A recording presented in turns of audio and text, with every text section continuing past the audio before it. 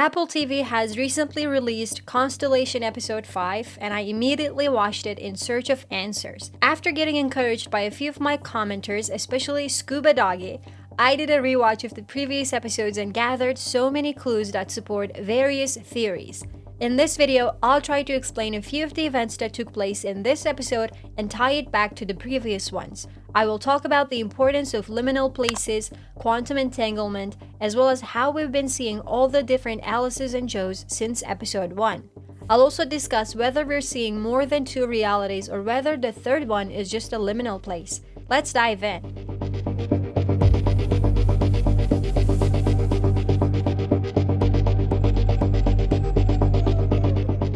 How many realities are there? In my previous video, I made a detailed analysis of Universe A and Universe B. I believe we're following Universe A at the moment, but Jo that we see is actually from Universe B.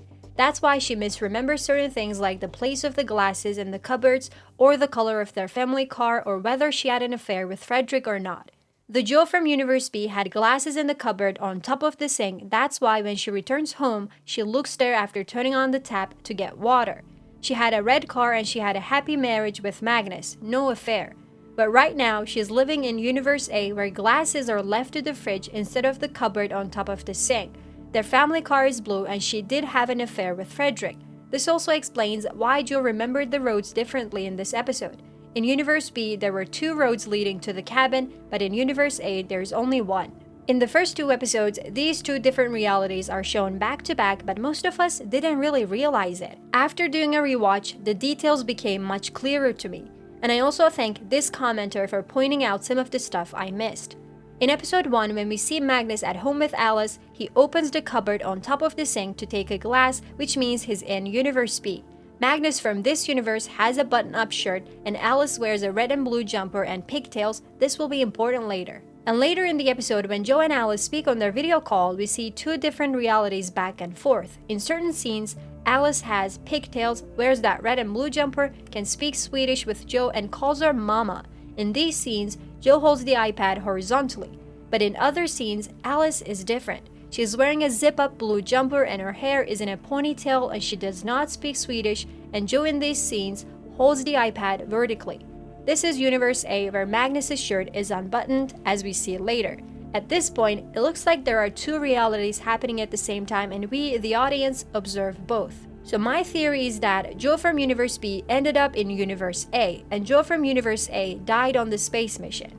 In the second episode, when Jo is supposed to return with her capsule, there's a problem that requires a two-crew solution. So someone at the center of ISS needs to push a button and release the capsule. We see a shadowy figure approaching the button and eventually helping Jo leave safely. In the other reality, it was Paul who returned back to Earth and Jo remained back at ISS because she was injured in her left eye. We saw this split-second image of her in episode 4. She sacrificed herself so that Paul would be able to return home. The Danish siblings also said that they heard Paul. In Universe A, where Jo returns, there's a scene showing Jo and the others at Paul's grave. For a second, Jo sees Paul standing, which showed what happened in the other universe/reality. It was Paul who returned and who was standing in front of Jo's grave, and Alice saw her mom's wake where Paul was alive. That's why these two guys were clearing out Jo's office in the other reality, because she was dead. I also believe Bud Caldera is in the same universe where Jo is dead. In the second episode, when we see Bud giving an interview, they talk about astronauts stuck in space. The reporter used "they" to refer to the astronauts, so it must be more than one person up there. This is before they used the second capsule to return home, so at this point, it's Paul and Jo, who are still in space. Later, when Bud speaks at a convention, he says they just lost someone up there, but doesn't specify who he or she is. In Bud's reality, it must be Paul who returned and Jo is presumed dead in space. Some people suggest that there might actually be three realities. I was sure about this last week as well, but now I'm not so sure. Jo shows the Cal device and how Paul works on it to the Alice from Universe A via her tablet. We never see if the other Alice with the pigtail sees the experiment as well, as we never see if Jo and Alice from Universe B know about the experiment. At the end of episode 5, when Jo listens to the tape recording of her video call with Alice, there's nothing about the Cal experiment there. Instead, they talk about something else before the accident happens. And Alice from Universe A says that the Alice in the recording was not her. This reveals that Jo and Alice from Universe B did not know about the Cal. Later, when Henry and others ask Jo to bring the Cal data core with her, Jo says she doesn't know it, which is why I think this must be Jo from Universe B. But then, how did she bring the Cal with her back to Earth? I cannot explain. A third universe or a liminal place? So, is there a third universe? What if it's not a third universe but a liminal space where aspects from two universes are superimposed on one another? For example, in the painting in Universe A, there is a wounded angel being carried on a stretcher by two people. In the painting shown at the end of episode 4, there's a troll or a devil with two people behind it. But in a third painting, it's like the two paintings are imposed on each other. The troll from one painting and the stretcher from the other are put together, which makes me think we're seeing a liminal place where two possibilities happen at the same time, just like the scene where Jo sees both Alices at the same time. So there's either a third universe where different aspects from the other two universes are united, or there isn't really a third universe, it's just a liminal place.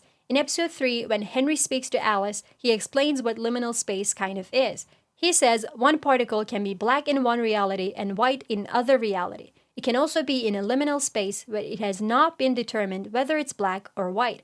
It's like the painting of the troll on a stretcher. It cannot decide which painting it actually is, so we see two possibilities superimposed so that both exist at the same time. In the opening credits, the cabin is seen mirrored on top of each other. One is the normal looking one and the other one is a mirrored image, a reflection. But there's also a third section slowly appearing, which for me symbolizes the liminal space.